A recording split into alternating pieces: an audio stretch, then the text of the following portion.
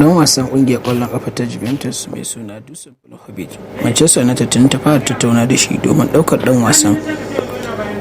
Dan wasa Phil Jones ya dawo daga rauni inda tuni ya soma ɗaukar atisaye. Kocin Manchester United ya ce zai yanke hukunci a ƙarshen kakar nan domin ci gaba da zama ɗan wasa a kulab ɗin ko kuma akasin haka.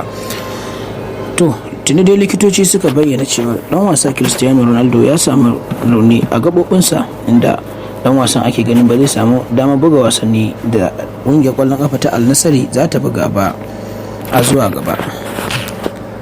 Mikel Arteta ya mayar da martani game da rashin nasarar da ƙungiyarsa ta yi a gasar cin kofin FA a zagaye na 4 a daren Juma'a tsakaninta da ƙungiyar ƙwallon ƙafa ta Manchester City.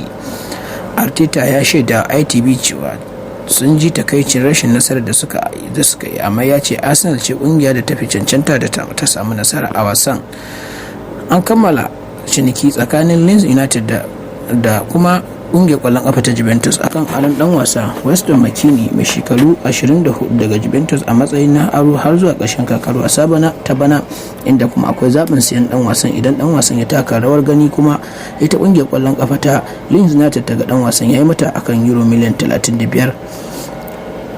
Dan wasan kungiyar kwallon kafa ta Brighton mai suna Moses Caicedo mai shekaru 21 ya bayyana a shafinsa na Instagram cewa yana son sha'awar taka leda a Arsenal.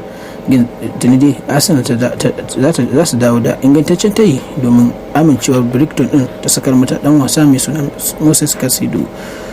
To dan wasa Ceballos ya ki amincewa da tayin wasu mashahuran kungiyoyin kwallon kafa na Premier League, yana son sabunta kwantaraginsa da kungiyar kwallon kafa ta Real Madrid.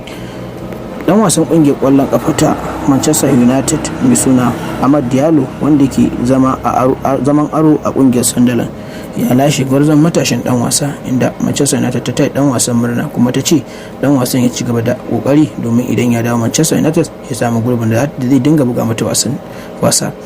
Dan wasan Manchester United ka iya kafa ta ƙungiyar ƙwallon ƙafa ta Bayern Munich ta cimma cikakkiyar yarjejeniya da Manchester City don ɗaukar ɗan wasanta João Cancelo a matsayin aro har zuwa watan Yuni.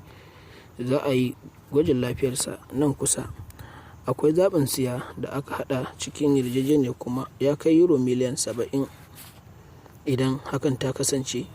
Frankie Kessié ya yanke shawarar ci gaba da zama a Barcelona kuma zai yi yaƙi da gwagwarmaya domin neman gurbinsa a ƙungiyar ƙwallon ƙafa ta Barcelona. To dan wasan ƙungiyar ƙwallon ƙafa ta Manchester United ta yanke shawarar ƙin karɓar wani tayi ba da aro ko yarjejeniya ta dindindin kan Victor Lindelof. Zai zauna Erik ten Hag zai kula da shi akan bashi wata dama a zuwa wasannin da